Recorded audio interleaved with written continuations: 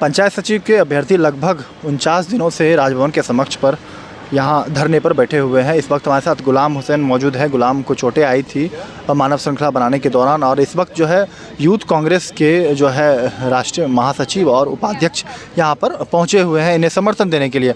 हम सीधे जुड़ेंगे गुलाम हुसैन से और बातचीत करेंगे कि आखिर जो है क्या कुछ कब तक इनकी जो है नियुक्ति इनके हाथों में मिलेगा, यह हम इनसे सीधे गुलाम से बात करेंगे। गुलाम, कितना अब लग रहा है कि नियुक्ति पत्र मिल पाएगा?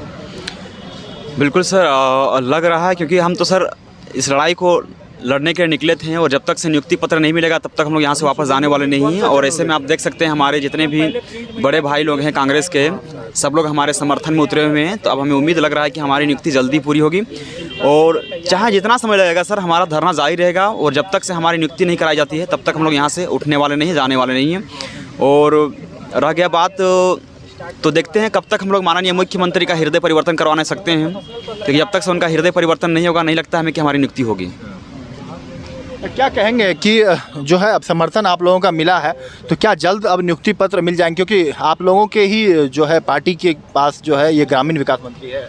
देखिए, भारतीय युवा कांग्रेस सदैव नौजवानों के प्रति सजग रहा है।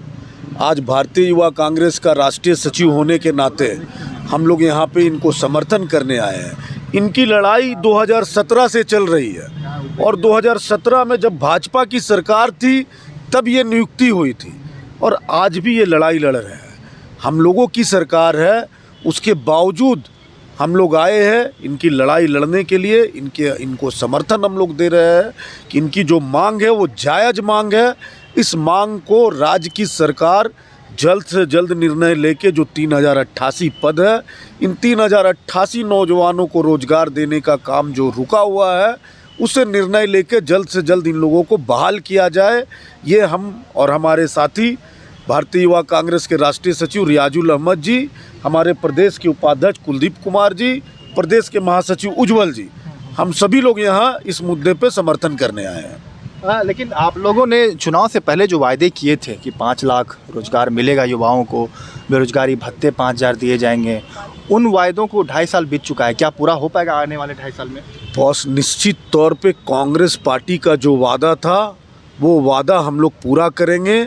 आपने देखा इस प्रकार जिस तरह पिछले 2 सालों से कोरोना वैश्विक महामारी से हमारा राज्य ही नहीं पूरा देश जूझ रहा था और वैसी स्थिति में भी हमने राज्य के नौजवानों को नौकरी देने का काम किया। आप देखिए, जो बहाली की प्रक्रिया थी, भाजपा की सरकार में 1000 रुपये फॉर्म भरने का पैसा लिया जाता था छात्रों से, जिसे हम लोगों ने, जो जनरल लोग हैं, नौजवान हैं हमारे छात्र, उनसे 100 रुपया और जो SC ST है उनसे 50 रुपया हम लोगों ने किया। तो इसलिए राज्य सरकार की नीयत साफ है कि राज्य के नौजवानों को रोजगार देना है और कांग्रेस पार्टी का जो वादा था वो वादा को हम लोग पूरा जरूर करेंगे। तो ये समर्थन आज से ये लगातार जारी रहेगा? ये धरने पर आप इनसे मुलाकात करने के लिए आते रहेंगे जब तक नियुक्ति पत्र नहीं मिल जाता है? निश्चित तौर पे इनके साथ कदम से कदम मिला के खड़े रहेंगे, इनकी लड़ाई को लड़ेंगे। और आप जो 5000 जो बेरोजगारी भत्ता और इस तरह का जो बात कर रहे थे, अभी हम लोगों की चिंतन शिविर हुई थी गिरिडीह में, उसमें माननीय मंत्री श्री आलमगीर आलम साहब, प्रदेश अध्यक्ष राजेश ठाकुर जी और हमारे प्रदेश के प्रभारी अविनाश पांडे इस पर बहुत ज़ोर से संज्ञान में लिए हैं अपने। और संज्ञान में लेने के बाद इसको जल्द आप देखेंगे महीने 2 महीने या ज़्यादा से ज़्यादा 3 महीने के अंदर ये सारी प्रक्रिया लागू हो जाएगी। और कांग्रेस पार्टी ने जो वादा किया था, आप देखे होंगे कि राहुल जी उस मीटिंग में खुद उपस्थित हुए थे और मतलब ये जूम मीटिंग के थ्रू, और उसमें राहुल जी ने सारे लोगों को बोला भी जितने भी हमारे कांग्रेस पार्टी ने वादा किया है खास करके नौजवानों के लिए, उसको जल्द से जल्द आप लागू कराएँ। क्या कहेंगे जो आप लोग जो है इस वक्त जो यहाँ पर पहुँचे हुए हैं राजभवन के समक्ष, तो कैसा आगे भी आप लोगों का ये? हम लोग का समर्थन इनके साथ है। जैसा कि हमारे राष्ट्रीय सचिव महोदय जी ने कहा, उन्हीं के रास्ते पर हम लोग चलेंगे और जो भी होगा विचार विमर्श करने के साथ हम लोग इनकी बातों को आगे लेके जाएंगे। क्या कहना चाहेंगे? देखिए, आपने पूछा कि 5 लाख नौकरी, झारखंड में कोरोना काल में 5 लाख से ऊपर विदाउट कार्ड धारी को राशन दिया गया। ये तो आप कभी नहीं दिखाने जाते, ना ही ये बीजेपी वाले बोलने जाते हैं। जब दाना पानी देने की बात थी, जब कोरोना काल में लोगों को अन्न का ज़रूरत था तो सरकार ने अन्न दिया। अब रोजगार की ज़रूरत है, अपना नीति चल रहा। 20 साल यहाँ बीजेपी की गवर्नमेंट थी, 20 साल में इतना भसड़ पैदा कर दिया गया है ना, इतना नीति मतलब सरकार का हर चीज़ में इतना लिंगर कर दिया गया है कि उसको ठीक करने में समय लगता है।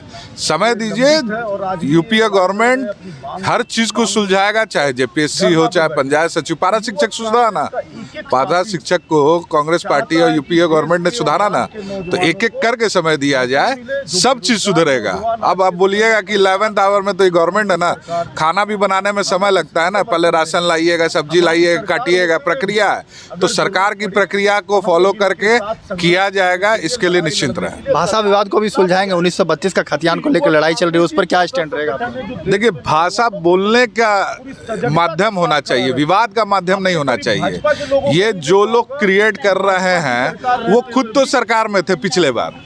कल सुदेश महतो जी आजसू के सुप्रीमो गए थे घेरने के लिए, तब वो कहाँ थे? विधानसभा गए थे ना, किस लिए गए थे? यही सब मुद्दों को लेके गए थे। तब वो 5 साल कहाँ थे? गूंगा बहरा की तरह तो बैठे हुए थे आराम से। तो कहे कि सरकार में हम जब करना चाह रहे थे तो मुख्यमंत्री होने नहीं देना चाह रहे थे, मना कर देते। मुख्यमंत्री तब वो मुख्यमंत्री नहीं करने दे रहे थे, वो खुद क्या कहते हैं, सरकार को समर्थन देके बैठे थे, मलाई खा रहे थे, मलाई खाते वक्त मुख्यमंत्री कर रहे थे। और आज क्या कहते हैं, उस जब काम का बात आता है, जब कमिटमेंट का बात आ रहा था तो मुख्यमंत्री पे। अरे दोहरी नीति ना अपनाए। अगर आज माननीय हेमंत सोरेन जी पारा शिक्षक को कर रहे हैं तो हम लोग युवाओं की लड़ाई लड़ रहे हैं ना। हम लोग भी मैनिफेस्टो में बोले थे, आए ना मिले ना पंचायत सचिवों से। आपकी सरकार क्या 1932 खतियान लागू करेगी? इस पे ये सरकार की नीति है। इस पे आदरणीय राजेश ठाकुर जी और सीएलपी आलमगीर आलम साहब का निर्णय होगा। इसमें युवा कांग्रेस जो कांग्रेस पार्टी का गाइडलाइन होगा, सरकार की नीति होगी, उसको फॉलो करेगी। भाषा के समर्थन में सारे चीजें सरकार की नीति है। इसमें युवाओं, हम लोग से युवाओं का मुद्दा पूछिए ना। पंचायत सचिव को मार पड़ा, हम लोग हॉस्पिटल भी गए, देखने भी आए, समर्थन दे रहे हैं। जो सरकार की नीति है, जो मैनिफेस्टो का मामला है, वो सीएलपी और पीसीसी सर देखेंगे। तो लगभग 50 दिन होने जा रहा है, धरना भी ये लोग बैठे हुए हैं। क्या आगे आप लोग इनके धरना में समर्थन देंगे? इनके नीतियों के लिए तो बात हो रहा है, सीएम साहब से भी बात करना होगा। तो भारतीय युवा कांग्रेस के राष्ट्रीय सचिव सन्नी और रियाज भैया ने बोला ही, तो जब तक लड़ाई चलेगी साथ दिया जाएगा। ऐसा नहीं है कि आए मीडिया में चमकाए और चल दिए, जैसे कल किया गया आजसू के द्वारा, वो नहीं करेंगे। चिंता न कीजिए, हम लोग साथ देंगे। 2018 में विधानसभा घेराव किए थे, आप 27 आदमी पर केस हुआ था, हम लोगों को हॉस्पिटल में रहे थे 10-10 दिन। उसके बाद ऐसा नहीं कि रुक गए थे, उसके बाद तुरंत 1 महीना बाद हम लोग सीएम आवास घेराव किए थे। उसके बाद फिर ये राजभवन घेराव किए थे, रुके नहीं थे, छोड़े नहीं थे साथ। तो आज भी नहीं छोड़ेंगे, इसलिए निश्चिंत रहिए, लड़ाई लड़ी जाएगी। मगर हाँ, सरकार भी कार्य कर रही है, सरकार भी युवाओं के अपेक्षा के हिसाब से कार्य कर रही है। निश्चिंत रहिए, सारे मुद्दों को सॉल्व किया जाएगा।